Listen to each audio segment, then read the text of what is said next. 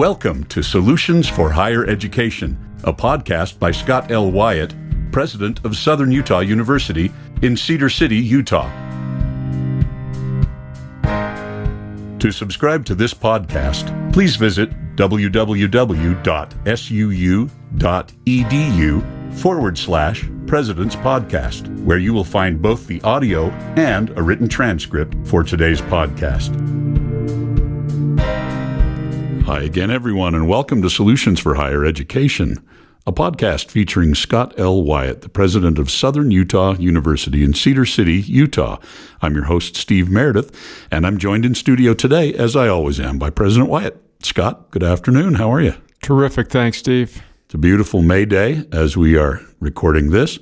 We're still kind of in the midst of COVID-19 social distancing, and we're hoping that all of our listeners are safe and sound. And the good news is that the country seems to be opening up just a little bit as we are recording this. We certainly hope that that's done safely and with sound science behind it, and that there aren't any big spikes or anything else. Mostly, we just hope everybody's well. Yep, that's right. And for some reason, when the day's warm and the sun shines, it just feels like things are getting better regardless. That's right. You're absolutely right. I think as I look at people's reaction to this, there seems to be just a little bit less desperation right now, just because the weather seems to be so nice, really, in almost the entire country. Yeah. That makes a big difference. Well, it's summer. That's right. And that means no more serious talk. That's right.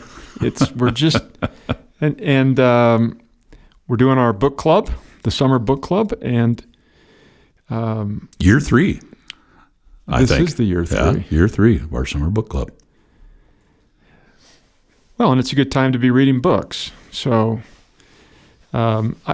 people are always asking us, what are we doing with our time? And the answer is usually we're actually working harder than a dog than we were last summer because everything has changed so much, and there's a lot to do on campus, even though it seems quiet. But a lot of people have a little extra time, and so maybe this is even a better year for the book club. That's right. And we've put together an interesting collection of books that we hope are all relevant to the time that we're in. And some of the books are new, some are old, some are really deeply thoughtful, and some are just fun. But we think that it's going to be a good group of books, and they're all from kind of a different genre. Yeah, for sure. And with the exception of one book, we are going to be able to actually talk with the author of that book, which is a new thing for us. Yeah, we had a couple. Yeah, that's right. But this time it's all of them except for the one that the author's no longer living. Yeah. And that's the one we're going to start with, I think. So the book for May, if you're listening to this when we release this, it's the week of May 11th when this podcast will be released. And we are going to have our very first book, which is Man's Search for Meaning by Viktor Frankl. This is a goodie, but an oldie. It is. No, I said that backwards. Right. We knew what you meant. But anytime that things are a little bit unsettling and worry in the air, this is a great book to go back to. And we're going to be joined in our discussion about this book on May 26th by a member of our psychology department. And so we'll talk about Man's Search for Meaning. And for those that haven't read it, I think it was a very widely read book for certainly when I was in college. And as you suggest, a great thing to go back to, particularly when times are difficult. But for those that haven't read it, Dr. Frankl was a psychiatrist and a neurologist who survived an almost unspeakable set of horrors during the Holocaust as a survivor of a number of Holocaust camps, and yet didn't lose his didn't lose the meaning of his life. Yeah. And so anyway, it's a thoughtful, interesting, uplifting read. Yeah, and I've, like you, Steve, I think we've both read this book more than once, and looking forward to reading it again. Me too. Yeah. So that's book number 1. Get that read by May 26th if you care to join us with that book. That's great. And we'll have a fun discussion about Man's Search for Meaning. Second book. So we're the University of the Parks, and that means that we're smack dab in the middle of all these national parks, and we have a pretty good outdoor component to our university, and we don't have any oceans nearby. No, we don't. But as we were thinking about what would be the ultimate social distancing experience book, this one comes to us. It's called, and it's a new book, and it's called The Pacific Alone, written by Dave Shively, and it's the story of Ed Gillette, who attempts to ride his kayak, from Monterey, California to Hawaii. A kayak. A kayak. So kneeling down, more or less, or sitting down the whole time. Well, yeah, sitting. Yeah. Canoes you can lean, but kayaks you're stuck in this little teeny thing that looks like a Ziploc baggie. No kidding. Wow. So it's a very fun, interesting little story, but it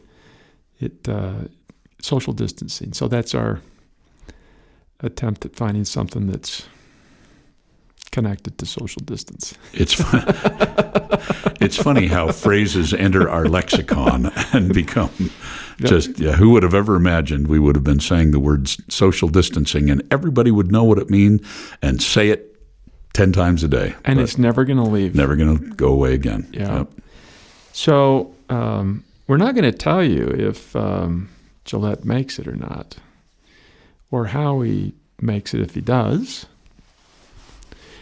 or how one would sleep in a kayak. I mean, you can lay down in a rowboat. Yeah. And people have done a rowboat across the Pacific, but this is the, hypothetically speaking, the only successful kayak journey across the Pacific. Assuming he makes it, because we're not going to let you know if he does or not. That as we've been researching these books, this one seems like the kind of thing that if you were a nautical person, you personally, this seems like the kind of crazy thing you would actually try. Yeah, and no GPS. Right. So he's going by the stars and the sun, and I think the first 2 weeks it was overcast, and so there wasn't stars or sun. And I think he had a GPS tracker of some sort, so his wife could know where he was. And I think that within the first 2 weeks that failed. So they might have been worried about him more than you would otherwise be worried about somebody. There you go. Anyway. Wow. So that's book 2. That's book 2. And we're going to air that on June 29. The Pacific Alone by David Shively, the story of Ed Gillette, on June 29th. Okay, and no summer reading club during this pandemic would be complete without reading about the Spanish flu, 1918 and 1919. So the third book will be The Great Influenza by John Barry. This is not the newest book on this influenza, but I think the best book. And it was a book actually first given to me by our public health director here in Southwest Utah. Who has been a guest on this show, actually, before, Dr. Dave Blodgett. Yeah, and I think that this will be a really interesting book for us to read and to draw the contrast and comparisons from what happened just a little over 100 years ago. We won't talk too much about that today, but in Cedar City in 1918, everybody was wearing masks, and you could get a ticket for not wearing one and pay a fine or go to prison. It was a criminal offense. So I've had a lot of people, Steve, say to me, there's too much loss of freedom during this pandemic, and it's going to start something that we'll never get out of. We're going to lose all this freedom forever. And the reality is that we lost a lot more freedom during the great influenza of 1918. Yeah, we were closed down as a university and sent everybody home and running triage out of some buildings. And yeah. So that'll be a terrific read and discussion. So that's John M. Barry, The Great Influenza. That will drop on Monday, July 27th. By the way, so you mentioned now over 100 years ago, but my grandparents on my mother's side were leaving high school, going into their young adulthood during that time. I think my grandfather missed the whatever draft there was or whatever World War I requirement there was because he was just a little bit too young. But they both knew, I remember hearing stories from them as a kid, they both had family and friends that died of that influenza. And so it seems like a long time ago, and it seems very far away, but for me, it's people that I actually knew and heard stories from. And even during our lifetime, we've had polio epidemics and other things. They probably have not, the reaction has probably not been as significant as the reaction worldwide to this particular pandemic. But anyway, I guess what I'm trying to say is this isn't the first time and probably not the last time. Yeah, that's right. Well, so we've been trying to pick books out of different genres that all have a theme for this summer. And our first book, psychology, and second book is social. More of an adventure book. An adventure in social distancing. Outdoor adventure, social distancing. The third book is kind of a science medical book related directly. And the last book wanted something that related to Western history in our region. And so, but because COVID-19 came out of China, we're going to merge a little Chinese history and Western American history, the Old West. Yeah. And we've got a very fun book. I've actually met this author, delightful person, Chris Corbett, and the book's called The Poker Bride. So this is the story of a young Chinese woman whose family was starving, and they sold her into sex slavery, essentially. Correct? That's right. And it's hard for us to understand how parents could do that, but it's we've also never lived when there wasn't enough food for your family and you had to make a decision. So that's part of the interesting piece of the book is this girl that was sold. And she ends up being brought to America, San Francisco. Right. During 1849. The gold rush. She ends up finding herself with this guy in Idaho where he lost her in a poker match, hence The Poker Bride.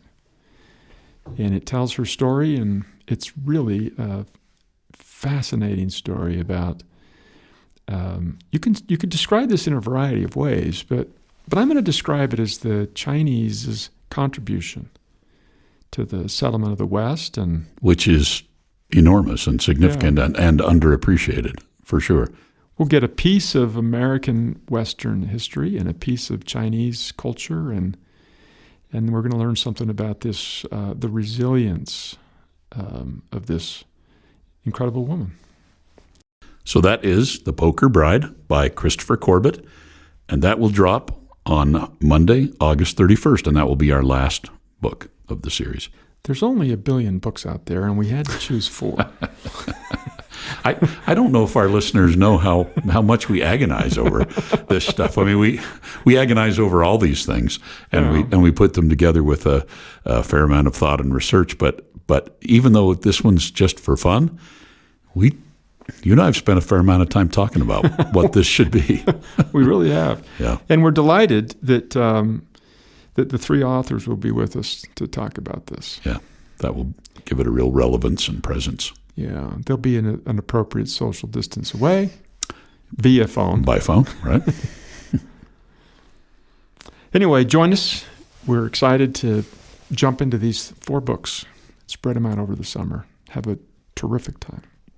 You've been listening to Solutions for Higher Education, a podcast featuring Scott L. Wyatt, the president of Southern Utah University in Cedar City, Utah. We hope you're able to join us for our Summer 2020 Book Club. We look forward to getting any feedback from you. We're always interested in hearing from our listeners. Please stay safe. We'll be back again soon. Bye-bye.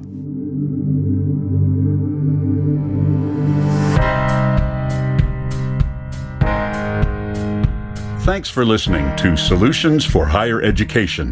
To subscribe to this podcast, please visit www.suu.edu/President's Podcast, where you will find both the audio and a written transcript of today's podcast. The original music for this podcast was composed by Jack Barton, a master's degree student in music technology at SUU. For more information about Southern Utah University, please visit www.suu.edu.